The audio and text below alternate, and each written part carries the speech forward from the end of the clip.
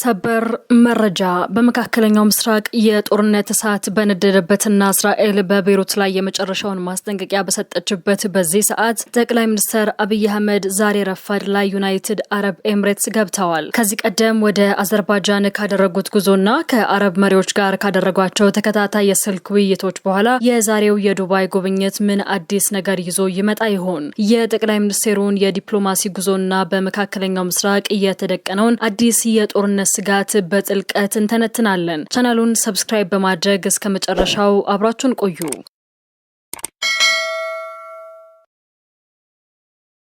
ወደ መረጃዎቹ አልፈናል። ዓለም በመካከለኛው ምስራቅ የጦርነት እሳት ስጋት ውስጥ ባለችበትና የቀጠናውን ሀያላን ሀገራት የጦር አስተላለፋቸውን ባስተካከሉበት በዚህ ወሳኝ ወቅት የኢትዮጵያው ጠቅላይ ሚኒስትር አብይ አህመድ ዛሬ ረፋድ ላይ ዩናይትድ አረብ ኤምሬትስ ገብተዋል። ይህ ጉብኝት ድንገተኛ ቢመስልም ጠቅላይ ሚኒስትሩ ከቅርብ ጊዜ ወዲህ ከመካከለኛው ምስራቅና ከባህረ ሰላጤው ሀገራት ጋር ሲያደርጉት የቆዩት ጥልቅና ስልታዊ ግንኙነት ቀጣይ ምዕራፍ ነው። በተለይም ኢራን በኩዌት ላይ የሰነዘረችውን ጥቃት ተከትሎ ጠቅላይ ሚኒስትሩ ከኩዌት አቻቸው ጋር በስልክ ተወያይተው ጥቃቱን በጽኑ ማውገዛቸው የሚታወስ ሲሆን የዛሬው የአቡዳቢ ጉዞም የዚያ የዲፕሎማሲ ጥረት አካል ተደርጎ ይወሰዳል። ኢትዮጵያ በመካከለኛው ምስራቅ ያለውን የኃይል ሚዛን በቅርበት የመከታተልና የሀገሪቱን ብሔራዊ ጥቅም የማስከበር ግዴታ እንዳለባት የሚገነዘቡት ጠቅላይ ሚኒስትሩ ከሳምንታት በፊት ወደ አዘርባይጃን አቅንተው ባደረጉት ጉብኝት ይህንኑ ስልታዊ አቋማቸውን በተግባር አሳይተዋል። አዘርባይጃን በካስፒያን ባህር አካባቢ ያላት ስልታዊ ስፍራና ከኢራን ጋር ያላት ውስብስብ ግንኙነት ለኢትዮጵያ ዲፕሎማሲ ትልቅ ትርጉም አለው። በአዘርባይጃን ላይ የተፈጸመውን ጥቃት ተከትለውም ጠቅላይ ሚኒስትሩ ከሀገሪቱ መሪ ጋር በስልክ ተወያይተው አጋርነታቸውን ገልጸዋል። ይህ የሚያሳየው ኢትዮጵያ በቀጠናው ሰላም ዙሪያ ያላትን የማይናወጥ አቋምና ከመሪዎቹ ጋር ያላትን የጠበቀ ግንኙነት ነው። በኢትዮጵያና በዩናይትድ አረብ ኤምሬትስ መካከል ያለው ግንኙነት ደግሞ ከወትሮ የተለየና ጥልቅ ወዳጅነት የታየበት ነው። የአቡዳቢው መሪ መሐመድ ቢን ዛይድ እና ጠቅላይ ሚኒስትር አብይ አህመድ ያላቸው የግል ወዳጅነት ለሀገራቱ የንግድና የፖለቲካ ትስስር እንደ ትልቅ ድልድይ ሆኖ አገልግሏል። ኤምሬትስ በኢትዮጵያ ግዙፍ ፕሮጀክት ላይ ያላትን ተሳትፎ ስንመለከት ይህ ጉብኝት ያንን ትብብር ወደ ላቀ ደረጃ ለማሸጋገር ያለመ እንደሆነ ይገመታል። ይሁን እንጂ አሁን ባለው የዓለም አቀፍ ውጥረት ውስጥ ጠቅላይ ሚኒስትሩ በቀጠናው ሰላም እንዲሰፍን ያላቸውን ፍላጎትና ከባህረ ሰላጤው ሀገራት ጋር ያላቸውን አጋርነት ዳግም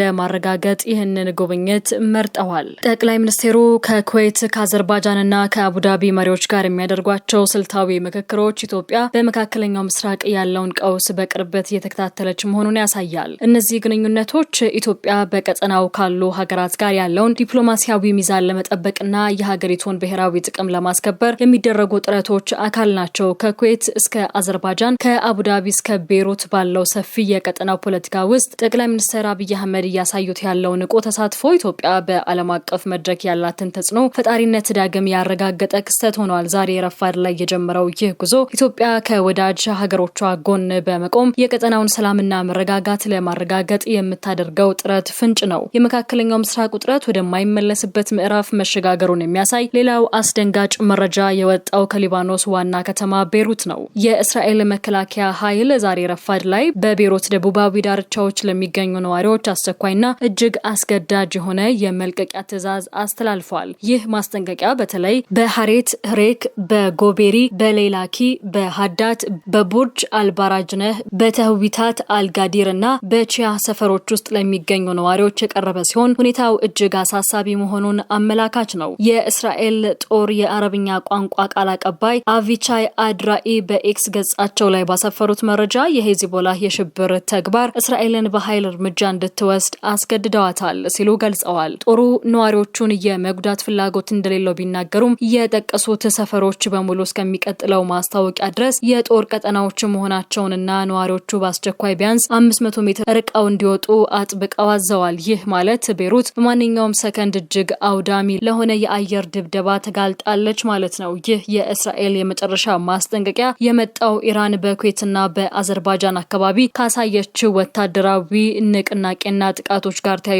መሆኑ ነገሩን ይበልጥ ውስብስብ ያደርገዋል። ቀጠናው በሁለት ትልልቅ ኃይሎች ፍጥጫ መካከል ባለበት በዚህ ወቅት የቤይሩት ነዋሪዎች ቤት ንብረታቸውን ጥለው ለስደት እየተዳረጉ ነው። በሊባኖስ ሰማይ ላይ የሚሰማው የሰው አልባ አውሮፕላንና የጀቶች ድምጽ ከተማዋን ወደ ፍርስራሽነት ለመለወጥ ሰከንዶች ብቻ እንደቀሩ የሚያሳይ ነው። ኢትዮጵያና ሌሎች የአፍሪካ ሀገራት በዚህ ቀውስ ውስጥ የሚገኙ ዜጎቻቸውን ለማውጣት ጥረት እያደረጉ ቢሆንም የእስራኤል ጥቃት ግን ያለምንም መቆጠብ የቀጠለ ይመስላል። ቤይሩት አሁን ላይ በጭስና በፍርሃት ተውጣለች።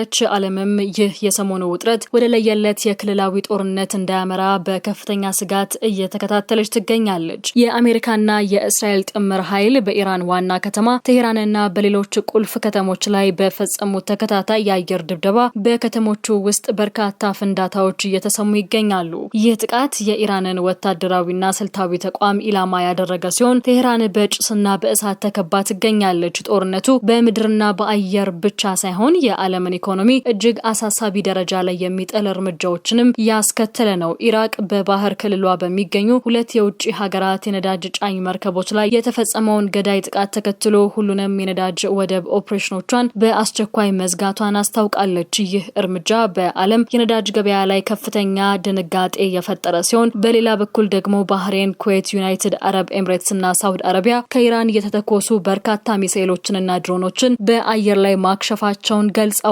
ቀጠናው ሙሉ በሙሉ በሚሳኤልና በድሮን ንቅናቄ ተጥለቅልቋል። በመካከለኛው ምስራቅ እየተካሄደ ያለው ጦርነት ወደ ለየለት አውዳሚ ደረጃ በደረሰበት በዚህ ሰዓት የኢራኑ ፕሬዝዳንት መሱድ ፔዚሽያን ጦርነቱን ለማቆም 3 መሰረታዊ ቅድመ ሁኔታዎችን ለዓለም አቀፉ ማህበረሰብ በይፋ አቅርበዋል። ፕሬዝዳንቱ እነዚህን ነጥቦች ያነሱት ቴሄራን በአሜሪካና በእስራኤል ጥምር ኃይሎች የቦምብ ናዳ እየወረደባት ባለበት ወቅት መሆኑ የሀገሪቱን የዲፕሎማሲ ጥረት ጥንካሬ የሚያሳይ ነው። ፕሬዝዳንቱ ያስቀምጧቸው 3ቱ ቅድመ ሁኔታዎች የሚከተሉት ናቸው። የቴሄራን ህጋዊ መብቶች እውቅና ማግኘት፣ ኢራን እንደ ሉዓላዊ ሀገር ያሏት መብቶች በተለይም የኒውክሌርና የቴክኖሎጂ አቅሟ በዓለም አቀፍ ደረጃ ጥበቃ ሊደረግላቸው እንደሚገባ።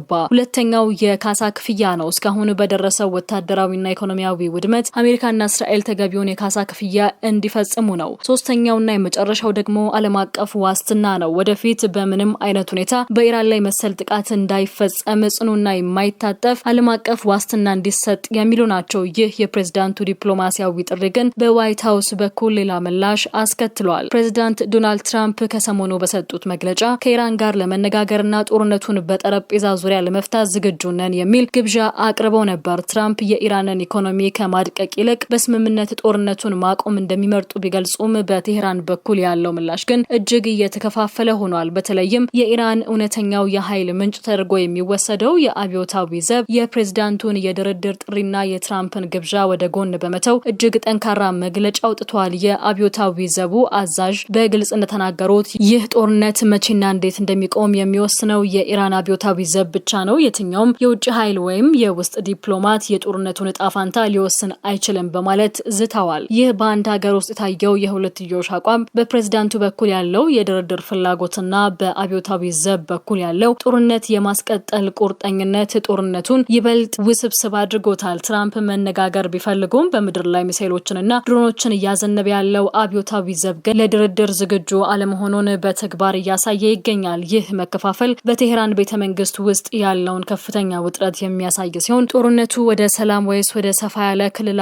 እልቂት እያመራ የሚለው ጥያቄ አሁንም ምላሽ አላገኘም። ውድ የቻናላችን ተከታታዮች በቤይሩት ሰማይ ስር የተደቀነው የጥፋት ደመና በቴሄራን ቤተ መንግስት ውስጥ የተፈጠረው የዲፕሎማሲና የወታደራዊ መሪዎች መከፋፈል እንዲሁም የጠቅላይ ሚኒስትር አብይ አህመድ ድንገተኛ የዩናይትድ አረብ ኤምሬትስ ጉዞ የቀጠናውን ውጥረት አዲስ ምዕራፍ ላይ አድርሶታል። ኢራን ያስቀመጠቻቸው 3 ቅድመ ሁኔታዎች በዋይት ሀውስ ተቀባይነት ያገኛሉ ወይስ የአብዮታዊ ዘቡ ዛቻ ዓለምን ወደማይመለስበት የነዳጅና የኢኮኖሚ ቀውስ ውስጥ ይከታታል? ይህን አብረን የምናየው ይሆናል። የጠቅላይ ሚኒስትር አብይ አህመድ በዚህ አስቸጋሪ ወቅት ወደ አቡዳቢ ማቅናት ለኢትዮጵያ ምን አይነት ዲፕሎማሲያዊ ፋይዳ ይኖረዋል?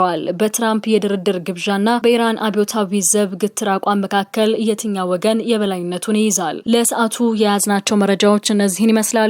እንደነዚህ ያሉ ወቅታዊና ጥልቅ ትንታኔዎች በየቀኑ እንዲደርሷችሁ ቻናላችንን ሰብስክራይብ ማድረጋችሁንና የደውል ምልክቷን መጫን አትዘንጉ። ቪዲዮን ከወደዳችሁት ደግሞ ለሌሎች እንዲደርስ ላይክ እና ሼር አድርጉ። በሌላ አዲስ ሰበር ዘገባ እስከምንገናኝ ነኝ። ሰላም ቆዩን።